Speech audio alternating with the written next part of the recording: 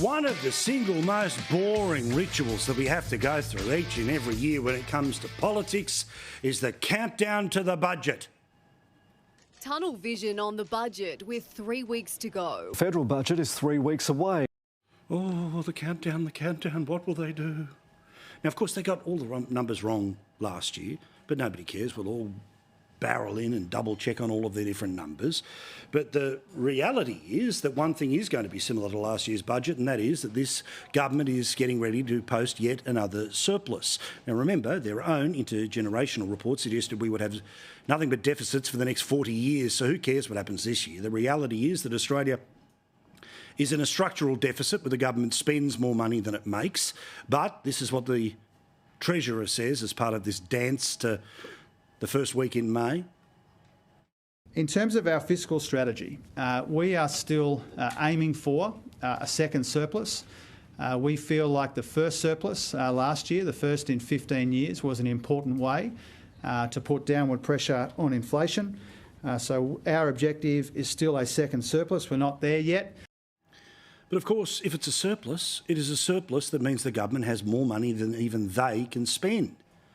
It's also one where they have extra money where they could cut petrol taxes. But of course, they choose not to because that's how they're going to get to a budget surplus.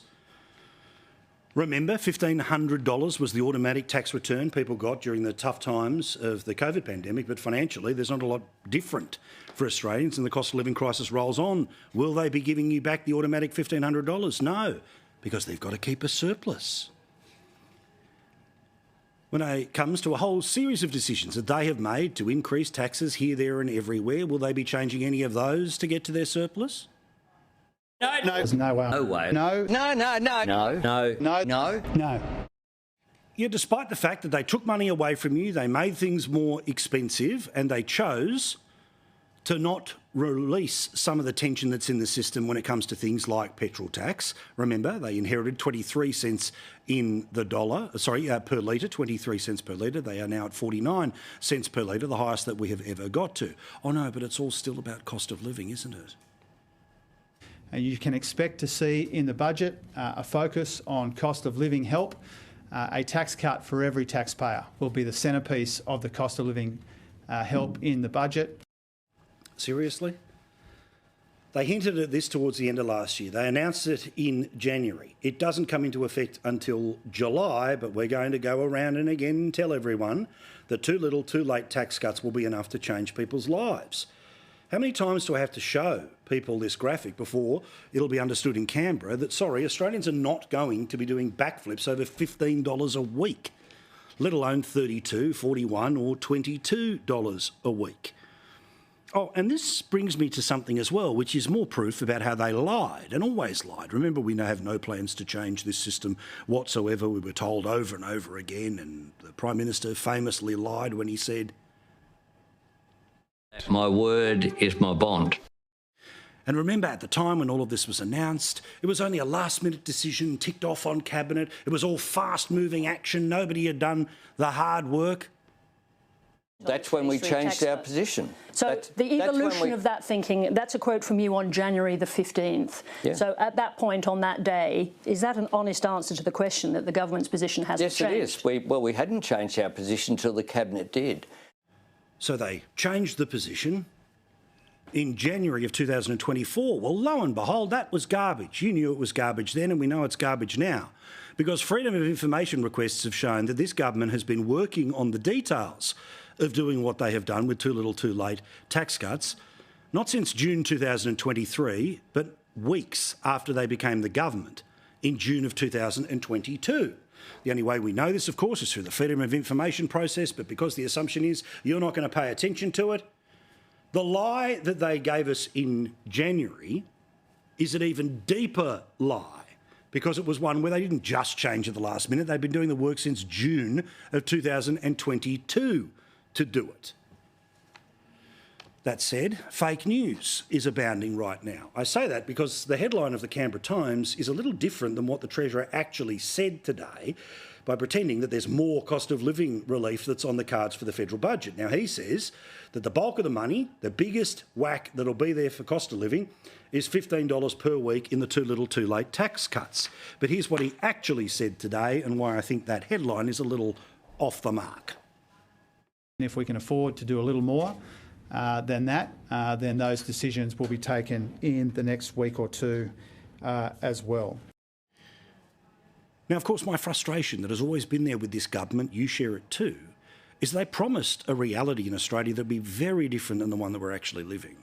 Remember this promise from the election a couple of years ago, that everything is going up, but a Labor government will lower the cost of living.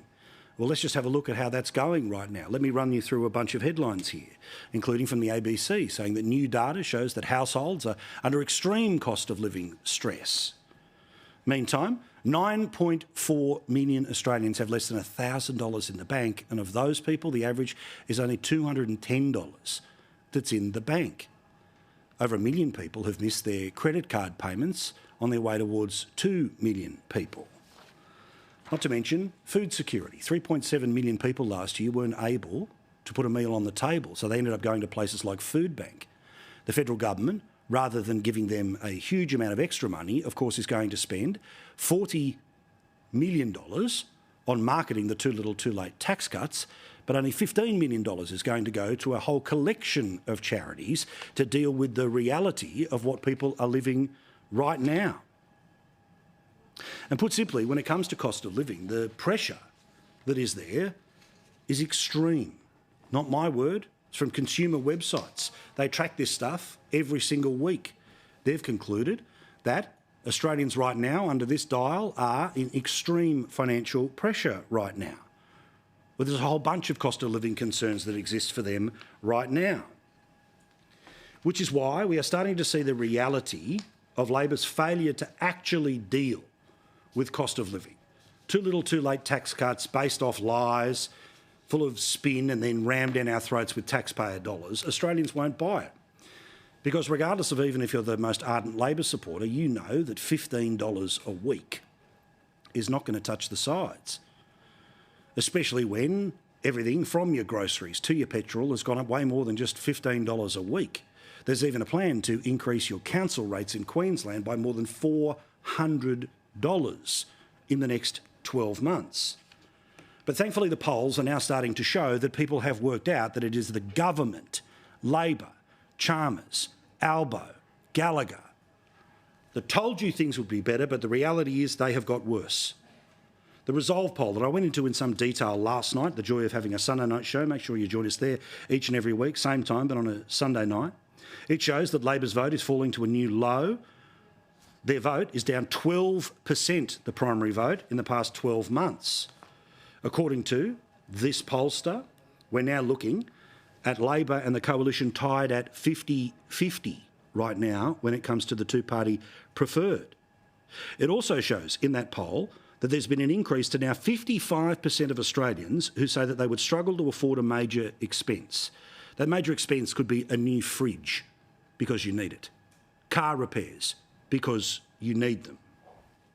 Meantime, News poll today shows a little better for the government, but not in terms of its majority. 51-49 is 2PP, but Labor would lose 4, the Libs would gain 4, and at this stage there wouldn't be a huge amount of change when it comes to what's going to happen with the Teals. But this means it'll be a minority government. A minority government where the Greens would be the tail that wags the dog. The Greens who don't know the difference between profit and turnover. The Greens who believe that the government can set supermarket prices. The Greens who believe that they can set rent increases. The Greens who think that the federal government should be able to overrule the Reserve Bank. That's the madness that's on its way if the numbers keep going the way they do, and they will keep going this way because the government talks a big game on cost of living. But even when they're trying to pre-hype a budget, they're still telling you the single biggest thing will be too little too late tax cuts. That's the reality, something that is certainly being noted by the opposition. That's why we're focused on these cost of living measures. They're kind of not believing you though, are they? Well, I think people are doing it tough. My apologies, that's Natalie Barr saying the obvious on Sunrise this morning. She ain't part of the opposition. But still, interesting when even breakfast television is now starting to notice in the cuddly little weekly chats with our politicians who one day would like to be leader, that Australians don't believe Labor when it comes to cost of living. Now, Australians may well have been distracted. The gallery may well wish to distract.